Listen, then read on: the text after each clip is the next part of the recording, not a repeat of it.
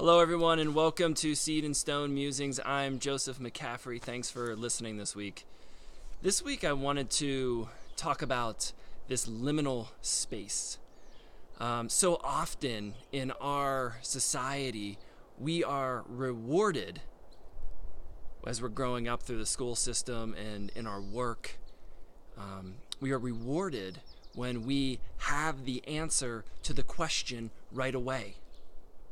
You probably remember, and if you were lucky, went to an alternative school, that this didn't happen, but most of us sat in desks with the authority figure in the front asking the question. We raised our hand and we gave the answer and we were rewarded. When the actuality of this is where we really need to be in our lives is in the unknown of the question, the liminal spaces.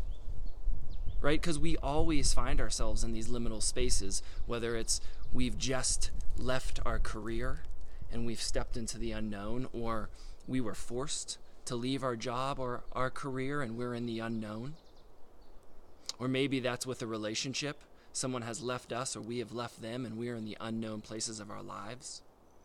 Maybe we have heard a deeper calling and we have stepped off the path that we have normally been walking our whole life into some unknown place, and we don't know where we're going. We don't know what's next.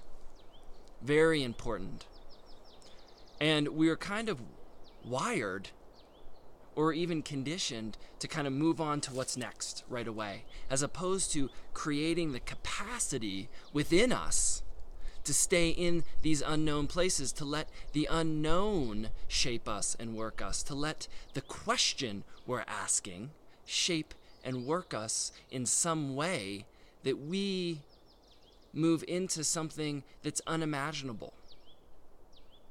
Right? That's where we hear the calling. The calling takes us into the unknown, the liminal space. And this poem, Patient Distance, speaks to the liminal space. It came from a time of my life when I found myself in the unknown, in the liminal. We're always in that place, I think, in some way. This was a moment for me. It's called Patient Distance.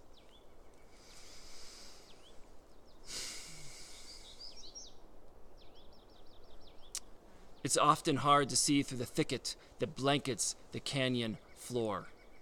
It's often hard to see through the thicket that blankets the canyon floor. Yet, flowing just beneath the surface is the source of life. The shimmering leaves of the oak tree dance with the wind and the light.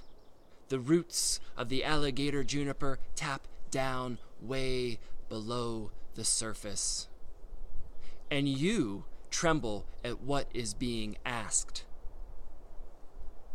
Although your view is blocked, desiring vast and panoramic landscapes, it's your longing that pulls you back and in to the source of everything, inviting you to step foolishly into that hollow tree that stands just beyond the edge of where darkness becomes light and light becomes darkness.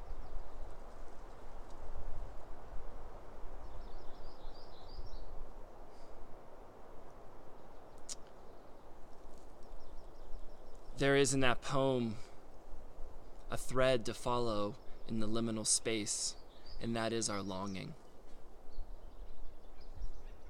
What is your longing as you rest in your own liminal space of the unknown? For more Seed and Stone musings, visit seedandstone.org.